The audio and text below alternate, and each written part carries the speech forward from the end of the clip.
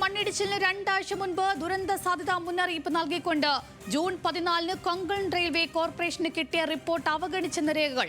മണ്ണിടിച്ചിൽ ഭീഷണിയുണ്ട്, കുത്തിയൊലിച്ചു വരുന്ന വെള്ളം ഒഴുക്കിവിടാൻ നടപടി വേണം, ഭൂഗർഭ നീരൊഴുക്ക് അപകട ഭീഷണി ഉയർത്തുന്നുണ്ട്, നിർമ്മാണ സ്ഥലത്ത് നിന്നും RMC പ്ലാന്റ് മാറ്റി സ്ഥാപിക്കണമെന്ന് തുടങ്ങി 11 നിർദ്ദേശങ്ങളാണ് സംയുക്ത പരിശോധനാ സംഘം നൽകിയത്.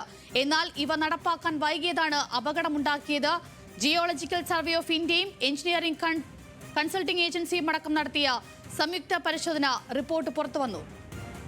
വിവരങ്ങളുമായി ബെൻസനാണ് ചേർന്നത്. ബെൻസൺ, ഒരു ഭാഗത്ത് കോർപ്പറേഷൻ പറയുന്നു തങ്ങളുടെ ഭാഗത്തുനിന്ന് ഒരു പ്രശ്നങ്ങളും ഉണ്ടായിട്ടില്ല, എല്ലാം കൃത്യമായി തന്നെ നടന്നു എന്നുള്ളത്. പക്ഷേ ഇപ്പോൾ റിപ്പോർട്ട് പ്രകാരം ഇവർക്ക് എതിരെ തിരിയുകയല്ലേ കാര്യങ്ങൾ?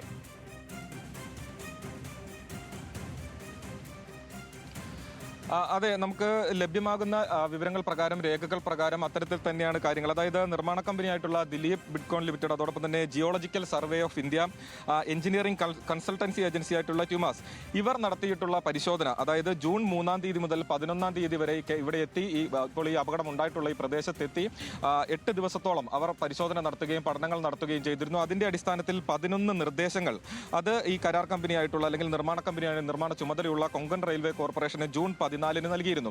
അതിലുള്ള വിവരങ്ങളാണ് ഈ നിർദ്ദേശങ്ങൾ. 11 നിർദ്ദേശങ്ങൾ നൽകിയിരുന്നു. ആ 11 നിർദ്ദേശങ്ങളും അവഗണിക്കുക അല്ലെങ്കിൽ അത് നടപ്പിലാക്കാനുണ്ടായ കാലതാമസം, വൈകൽ, അതാണ് ഇത്തരത്തിലൊരു അപകടത്തിന് കാരണം എന്നുള്ള ഒരു നിഗമനത്തിലേക്കാണ് നമ്മൾ എത്തുന്നത്. അതായത് അവർ നൽകിയിട്ടുള്ള നിർദ്ദേശങ്ങളെല്ലാം തന്നെ ഇത്തരത്തിലാണ്. ഒന്ന്, നിർമ്മാണ സ്ഥലത്ത് നിന്നും RMC പ്ലാന്റ് മാറ്റി സ്ഥാപിക്കണം. അതായത് RMC പ്ലാന്റ് എന്ന് പറയുമ്പോൾ അവിടെ പെട്ടെന്ന് ഇത്തരത്തിൽ ഈ സിമെന്റ് കുഴച്ച് അല്ലെങ്കിൽ സിമെന്റ് ഉണ്ടാക്കിയെടുക്കുന്നതിന് അല്ലെങ്കിൽ സിമെന്റ് നിർമ്മാണത്തിന് ആവശ്യമായിട്ടുള്ള രീതിയിൽ സിമെന്റ് തയ്യാറാക്കിയെടുക്കുന്നതിനായി ഇൻസ്റ്റന്റായി ഉണ്ടാക്കിയെടുക്കുന്നതാണ് RMC പ്ലാന്റ് ഉപയോഗിച്ച്. അപ്പോൾ ആ RMC പ്ലാന്റ് ഈ നിർമ്മാണ മേഖലയിൽ തന്നെ നിന്ന് അതിന്റെ പ്രവർത്തനം നടത്തുമ്പോൾ ഉണ്ടാകുന്ന വൈബ്രേഷൻ, അത് ഈ നിർമ്മാണ മേഖലയെ പ്രതികൂലമായി ബാധിക്കും എന്ന റിപ്പോർട്ടാണ് അവർ നൽകിയിട്ടുണ്ടായിരുന്നത്. അതുകൊണ്ട് ഈ പ്ലാന്റ് അവിടെ നിന്ന് മാറ്റി സ്ഥാപിക്കണമെന്ന നിർദ്ദേശം ഉണ്ടായിരുന്നു. അതോടൊപ്പം തന്നെ കുത്തിയൊലിച്ച് വരുന്ന വെള്ളം ഒഴുക്കിവിടാനുള്ള നടപടി ഉണ്ടാക്കണം. അതായത് മലമ്പ്രദേശമാണ്, ചെരുവിൽ നിന്ന് ഒഴുകി വരുന്ന വെള്ളമുണ്ട്. ആ കുത്തിയൊലിച്ച് വരുന്ന വെള്ളം, മഴ കൂടുമ്പോൾ ഒഴുകി വരുന്ന ആ വെള്ളം അവിടെ നിന്നും നീക്കം ചെയ്യുന്നതിനായിട്ടുള്ള ഒഴുക്കിവിടാനുള്ള നടപടി ഉണ്ടാകണമെന്ന നിർദ്ദേശം ഉണ്ടായിരുന്നു. അതോടൊപ്പം തന്നെ ഭൂഗർഭ നീരൊഴുക്ക് അപകട ഭീഷണി ഉയർത്തുമെന്ന കണ്ടെത്തലുണ്ട്. അതോടൊപ്പം തന്നെ മണ്ണൊലിപ്പ് തടയാൻ നടപടി വേണമെന്നും ഈ റിപ്പോർട്ടിലുണ്ട്. ഭൂഗർഭ മർദ്ദം അളക്കുന്നതിനുള്ള ഉപകരണം അടിയന്തരമായി സ്ഥാപിക്കണമെന്നും നിർദ്ദേശമുണ്ട്. അതായത് അകത്ത് അല്ലെങ്കിൽ ഭൂമിക്കടിയിൽ ഭൂഗർഭ ജലത്തിന് മർദ്ദം ഉണ്ടാകും. ആ മർദ്ദം ഏത് തരത്തിലാണ് ഉള്ളത് എന്നറിയാൻ വേണ്ടിയുള്ള പലതരത്തിലുള്ള ഉപകരണങ്ങളുണ്ട്. ഇൻക്ലിനോമീറ്റർ, അതോടൊപ്പം തന്നെ ലോഡ് സെൽ എന്നിവയുള്ള അത്തരത്തിലുള്ള ആധുനിക സഹായം ചെയ്യാവുന്ന ഉപകരണങ്ങളുണ്ട്. പക്ഷേ അതൊന്നും തന്നെ സ്ഥാപിക്കാനോ ഈ നിർദ്ദേശങ്ങളൊന്നും തന്നെ കൃത്യമായി പാലിക്കാനോ ഈ കരാർ കമ്പനിക്ക് സാധിച്ചില്ല എന്നുള്ളത് തന്നെയാണ് നമുക്ക് മനസ്സിലാക്കാൻ സാധിക്കുന്നത്. അതുകൊണ്ട് തന്നെയായിരിക്കാം ഈ അപകടത്തിലേക്ക് നയിച്ചത് എന്ന ഒരു നിഗമനത്തിലേക്ക് എത്താൻ സാധിക്കും. ജൂൺ 14-ാം തീയതിയാണ് ഈ റിപ്പോർട്ട് കൊങ്കൺ റെയിൽവേ കോർപ്പറേഷന് ലഭിക്കുന്നത്. അതിൽ കഴിഞ്ഞ് പിന്നീട് ദിവസങ്ങൾക്കുള്ളിൽ തന്നെ ഈ നിർദ്ദേശങ്ങൾ നടപ്പിലാക്കാൻ സാധിച്ചിരുന്നുവെങ്കിൽ ഈ അപകടം ഉണ്ടാകില്ലായിരുന്നു എന്ന ഒരു നിഗമനത്തിൽ നമുക്ക് എത്താൻ സാധിക്കും. അതായത് 8 ദിവസത്തോളം ഈ സംയുക്ത പരിശോധന ഇവിടെ നടന്നിരുന്നു.